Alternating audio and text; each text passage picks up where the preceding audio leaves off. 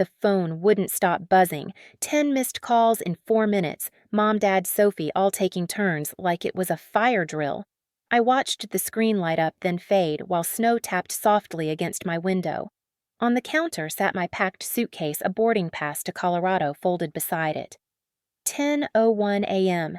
That was the time they were supposed to meet me at the bank to buy my sister her apartment, the one I was easily able to afford.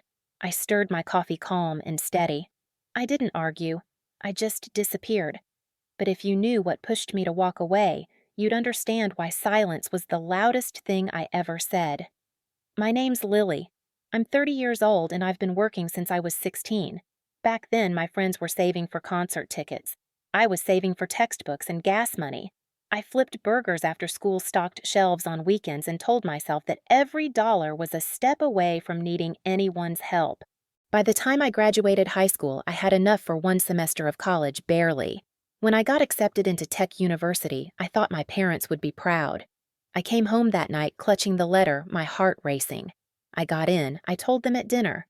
My dad looked up from his phone long enough to say, "That's the expensive one, isn't it?" My mom sighed, slicing Sophie's chicken into tiny, perfect bites. "We don't have that kind of money, Lily. Maybe you should have tried harder for a full scholarship." I remember the sting in my throat as I forced a smile. Sophie, 12 years old at the time, grinned like she understood something I didn't. That was the moment I realized I was on my own. I took out student loans, $60,000 at first. By the time I graduated, the interest had turned it into 80. I worked through college campus tech lab tutoring whatever I could find. Most nights I fell asleep at my desk with an empty coffee cup and a half-eaten granola bar. The only person who cared enough to check on me was my grandma, Nora. She called every Sunday, sent me little envelopes with $50 bills and notes written in shaky, cursive, "Keep going, sweetheart. You're almost there." She was the reason I never gave up. When I finally graduated, my parents didn't come. They were on a cruise with Sophie, something we'd planned for months, my mom said over the phone.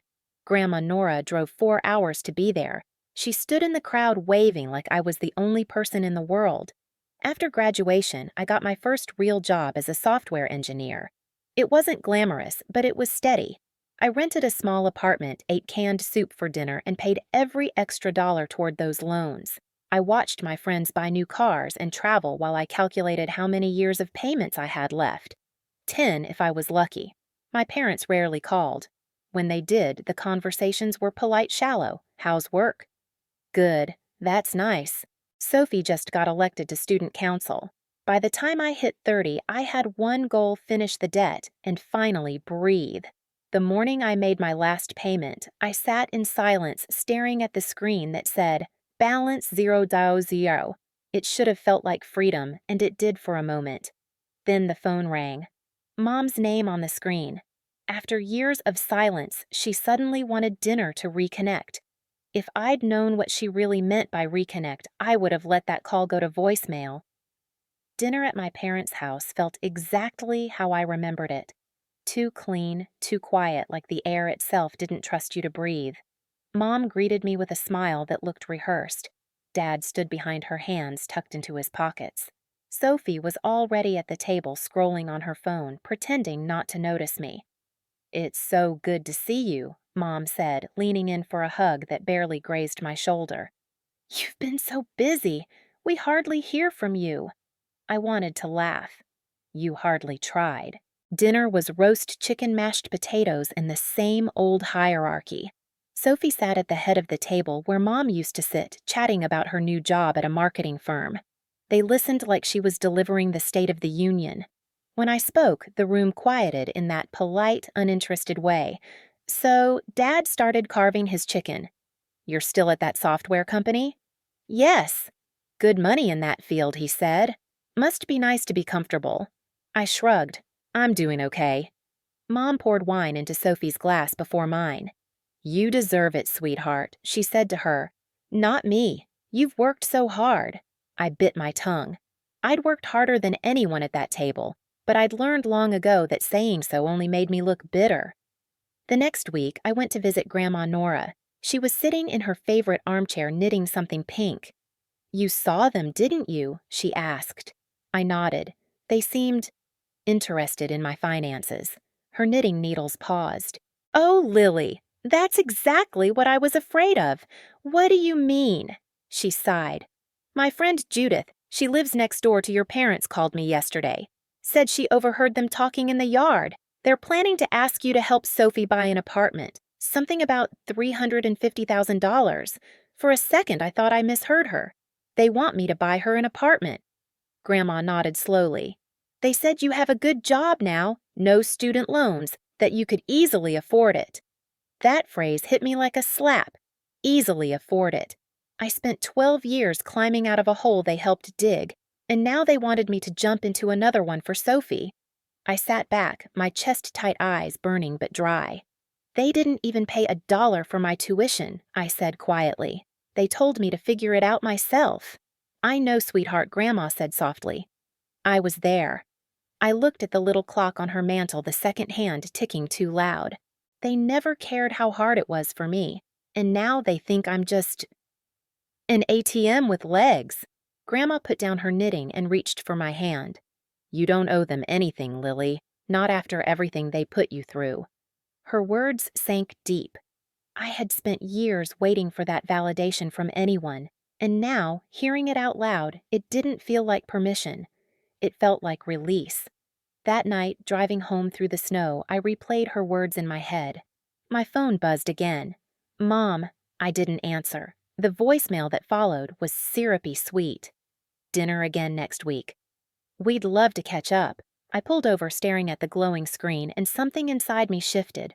All my life I'd been taught that silence meant weakness, that not responding made me small. But sitting there, engine humming, snow drifting across the windshield, I realized something else. Sometimes silence is a strategy. They were planning their move, and for the first time, so was I. 2 weeks after that dinner, Mom called again. Her voice was soft, almost rehearsed.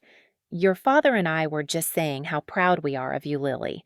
Why don't you come by this weekend? We can have a nice family dinner. Sophie will be there too. It was the first family dinner invite I'd had in years. I said yes, knowing exactly why they wanted me there. Saturday came, wrapped in gray skies and sleet. I almost turned around halfway there, but curiosity or maybe closure kept me driving. When I stepped inside, the house smelled like lemon cleaner and control. The good china was out. Sophie's laughter floated from the kitchen. Mom met me at the doorway, a little too cheerful. You look so professional these days, she said, eyes flicking over my coat, my boots, my bag. Your job must be treating you well. It's fine, I said. Dinner began like theater. Polite small talk, exaggerated smiles. Dad asked about my salary out of curiosity. Mom mentioned how Sophie had found this beautiful apartment downtown, great location, 2 bedrooms near her office. Sophie jumped in. It's perfect, Lily. You should see it. I smiled faintly. Sounds nice. Mom set down her fork and folded her hands like she was about to lead a prayer. Your father and I have been talking. Sophie's at a point in her life where she needs stability, and well, you're in such a strong financial position now. Dad cleared his throat. We think it would mean a lot if you helped her get started. Maybe co-sign the loan or even cover the payments for a while. I felt something in my chest tighten, but my face didn't move. $350,000, I said slowly as if tasting the number. Mom smiled. Exactly. It's not that much when you think about it. You could easily afford it. The sentence hit like a gunshot word for word what Grandma said I'd hear. I set my fork down gently. The room went still. Of course, I said. If that's what you want. Relief washed over their faces. Sophie squealed, hugging me. You're the best. I knew you'd help. I hugged her back, my smile soft and hollow. That night, I went home and started packing. Not in anger, in clarity. I pulled out my laptop and typed a short email to my boss, Eric. You mentioned the Colorado branch might be expanding. If that position's still open, I'd like to be considered. His reply came within hours. Let's talk Monday. I stood in my half-empty apartment cardboard boxes, open snow starting to fall outside. For the first time, I wasn't running from them, I was walking toward myself. They thought I'd show up at that bank to hand over my freedom. But the truth was, by the time they sat down to sign those papers, I'd already be gone. The week before the bank meeting, I moved like a ghost through my old life, packing boxes at night, canceling my lease, transferring my mail. Every detail was calculated methodical.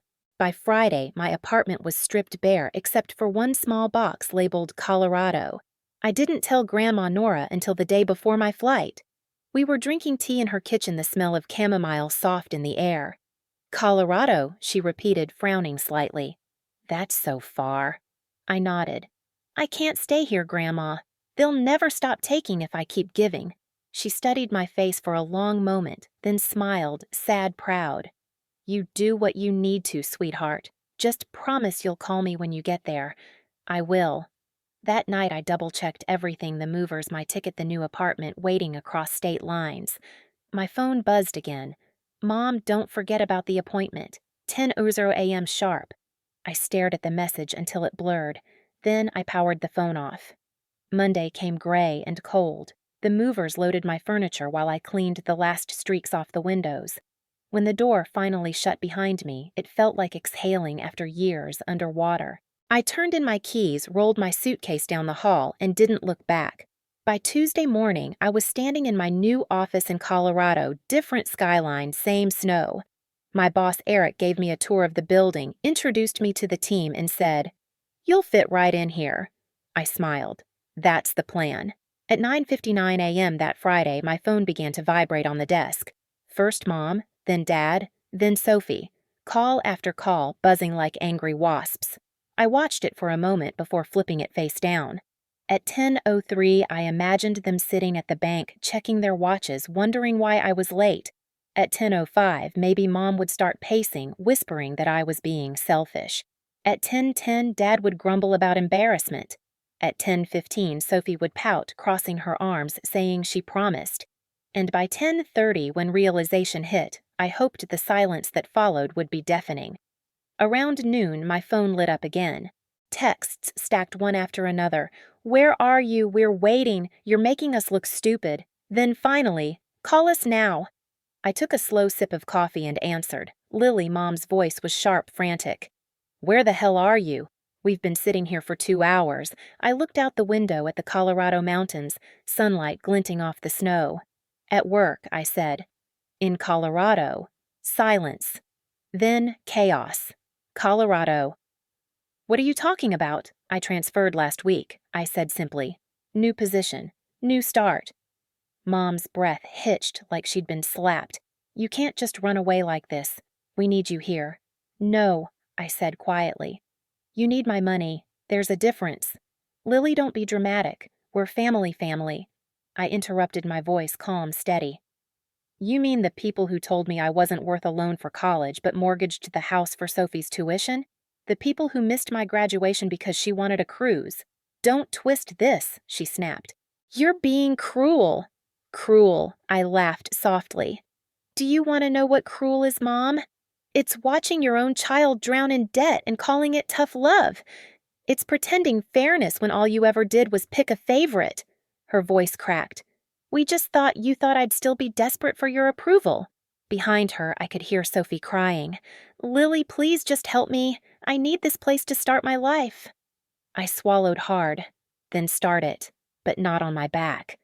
There was a pause, a heavy, disbelieving pause, and then Dad's voice came through, rough and angry. "You're disrespecting your mother. After everything we've done for you," I cut him off. "What exactly have you done?" "Dad." Besides, watch, the line went dead quiet. I could almost see their faces. Mom's jaw tight, Dad's hand gripping the phone, Sophie's tears, half frustration, half shock. Finally, Mom spoke, her voice low and trembling. "If you hang up now, don't bother coming back." I smiled, a small, honest smile that no one could see. "That's the idea." Then I ended the call. The phone buzzed again immediately, then again. I blocked their numbers one by one. Each block felt lighter, like cutting the strings of a puppet. For a few minutes, I just sat there, still listening to the hum of the office around me. My chest ached, but not from guilt, from relief. Outside, the light had changed. The snow was catching the sun, sparkling in a way that almost hurt to look at.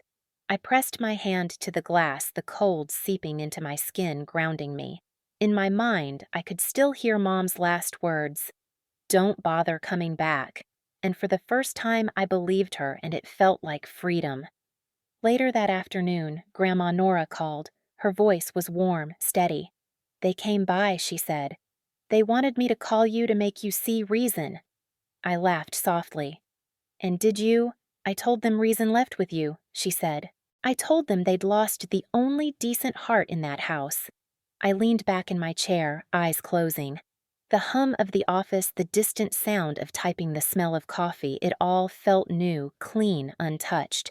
"I didn't argue," I said quietly, more to myself than to her. "I know," she replied. "That's why it worked." And she was right. I didn't need to shout to be heard. My silence had said everything. The next few days felt strangely quiet, like the world had turned down its volume. No more vibrating phone. No more guilt pressing at the back of my chest. Just silence. And for once, it didn't feel empty. It felt earned. I settled into my new apartment in Colorado, a modest one-bedroom with sunlight spilling across the hardwood floor every morning.